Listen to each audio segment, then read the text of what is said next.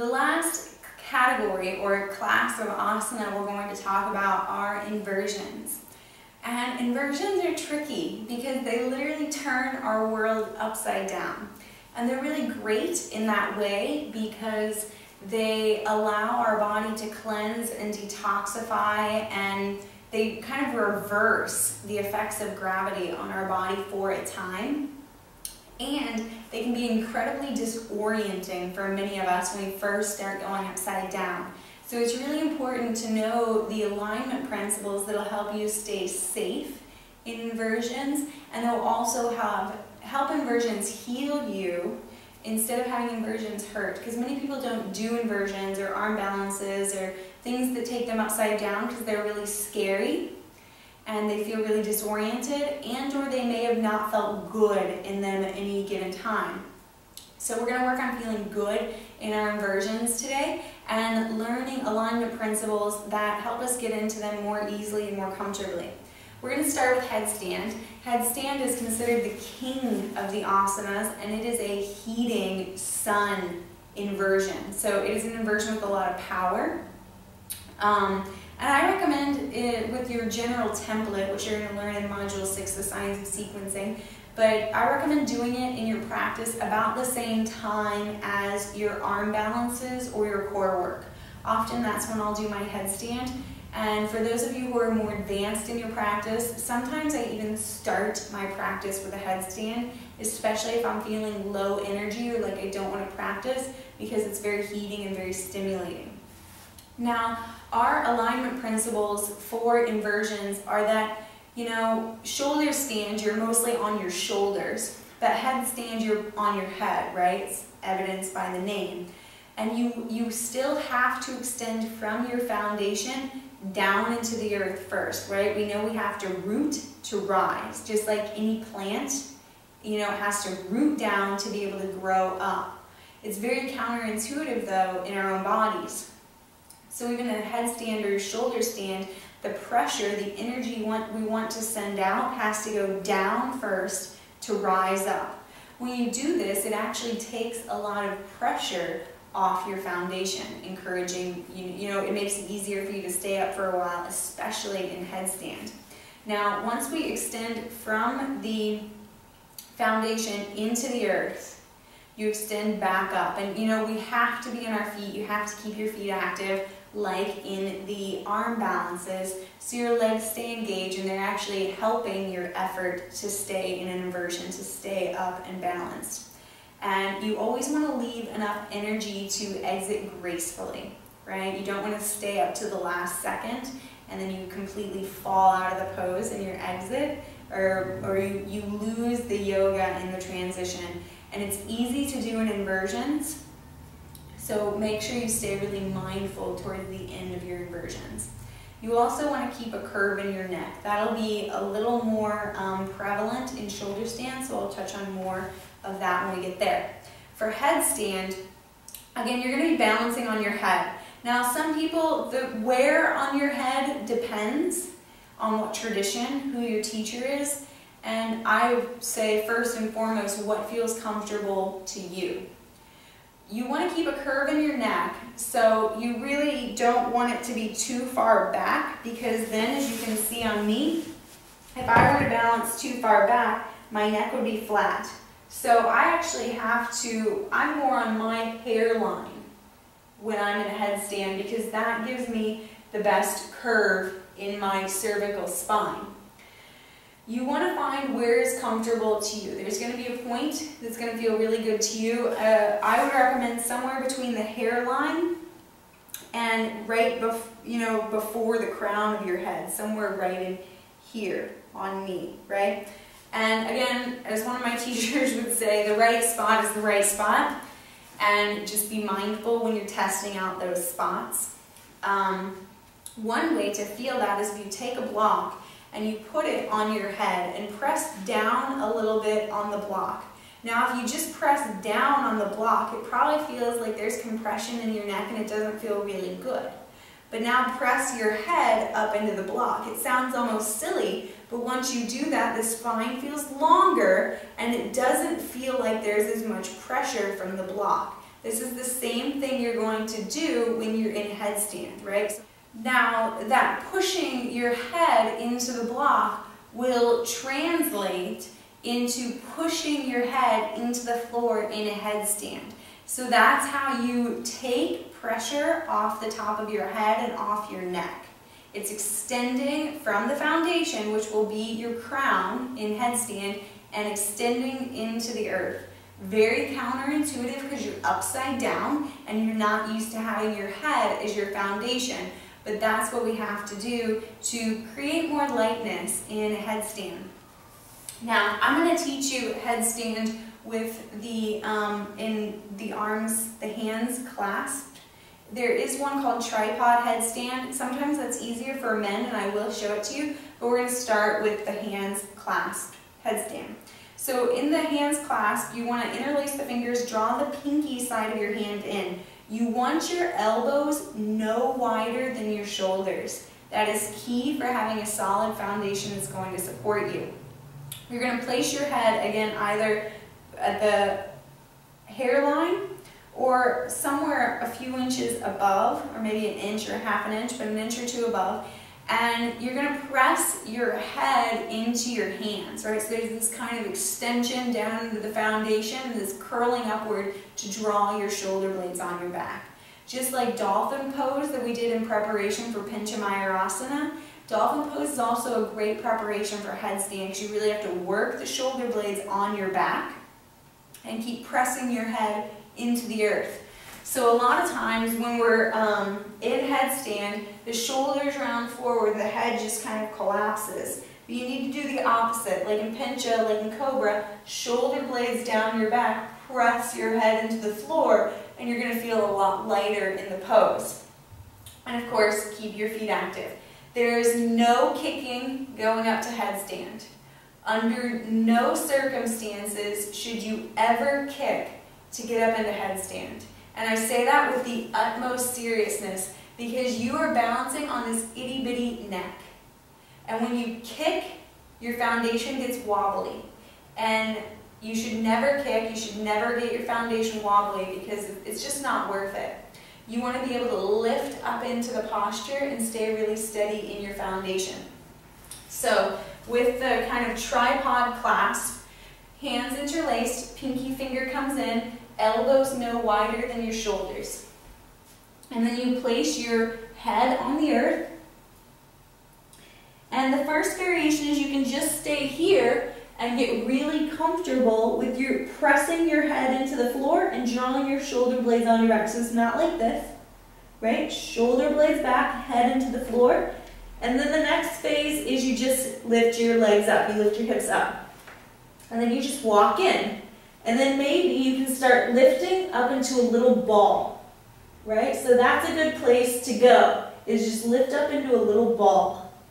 Or maybe you can just reach one leg up and then the other, right? And eventually you just float up. Again, don't let your shoulders collapse. Your shoulders are still moving towards your hips and your head is pressing into the earth. Head pressing into the earth makes you feel light, feet active, helps your legs stay in the game. You can do variations here, like bringing one leg down and then the other. You can do twists with your knees bent. Twists are very powerful in inversions, right? So there are many variations, and then you always want to leave enough energy to come out of the pose with integrity. Child's pose is a very traditional counter pose to headstand. I like to do down dog after headstand.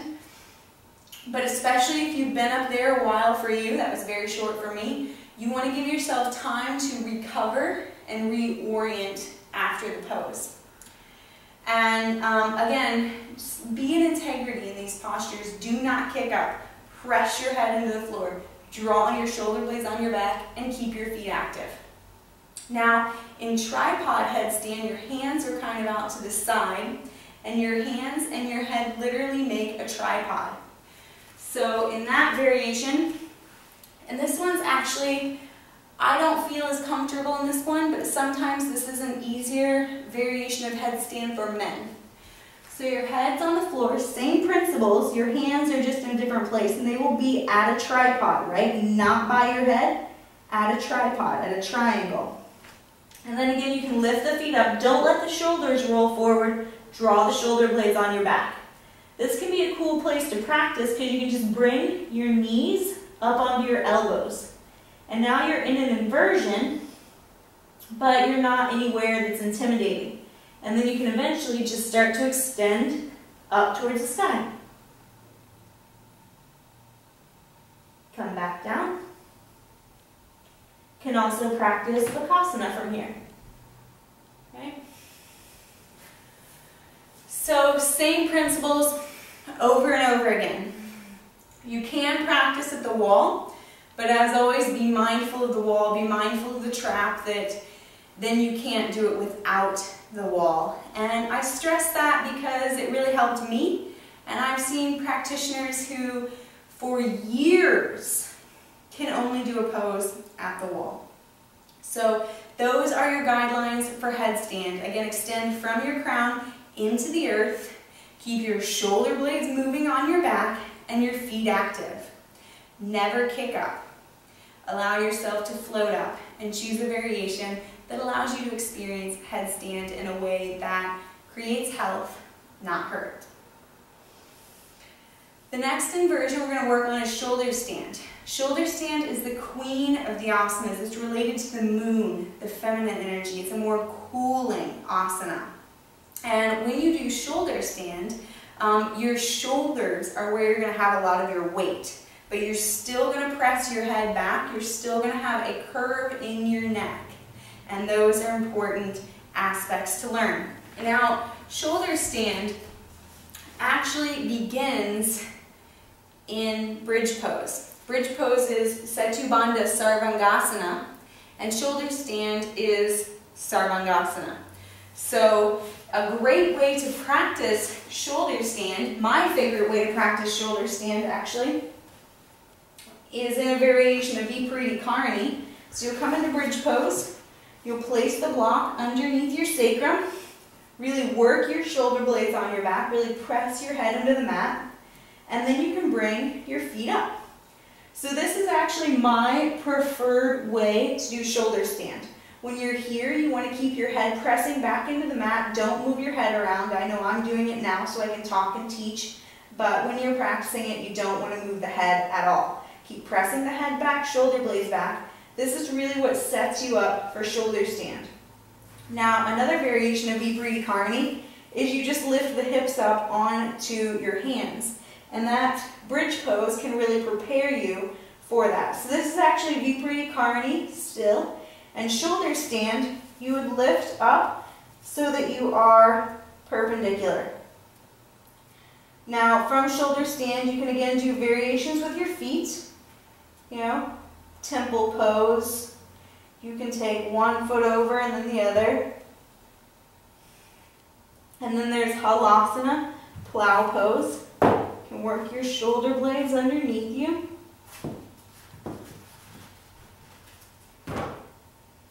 Again, you can come back up. Make sure you always leave enough energy to come out of the pose gracefully. And when you come down, I like to come out and back into bridge pose. And then a very traditional counter pose is Matsyendrasana. So you'll take your hips are on top of your hands, your palms face down, and then you squeeze your shoulder blades together and come onto the top of your head. And that really helps you release any holding in the neck, really opens up the front of the throat and the thyroid. Now, same principles apply in shoulder stand as they did in headstand. Is make sure there's space in between your neck and the floor, and you get that by pushing your head back into the earth. Shoulder blades moving down your back, just like in bridge pose, just like in a back bend. Now, I recommend doing Viparita Karani. I do that most regularly because it's the most comfortable for me. But if you want to go up into shoulder stand, that's great too. And if you want to start working there, that's great. And one way to get into shoulder stand more easily is with blankets.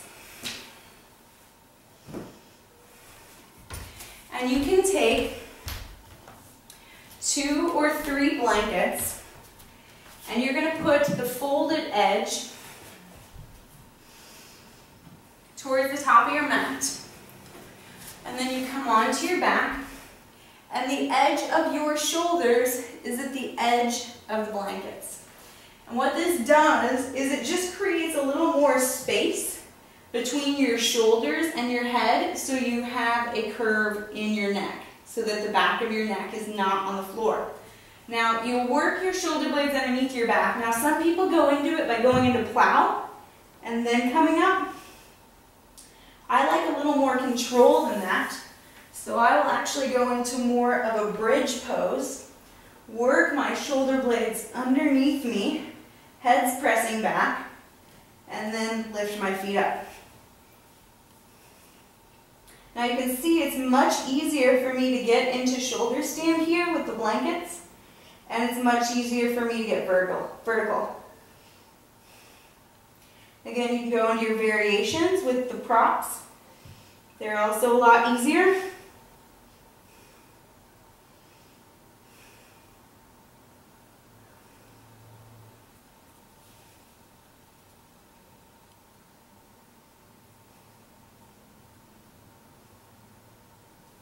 And then you'll come down, again gracefully, always leaving enough energy to exit the pose with integrity. And you can even use the props to come into Matsindrasana.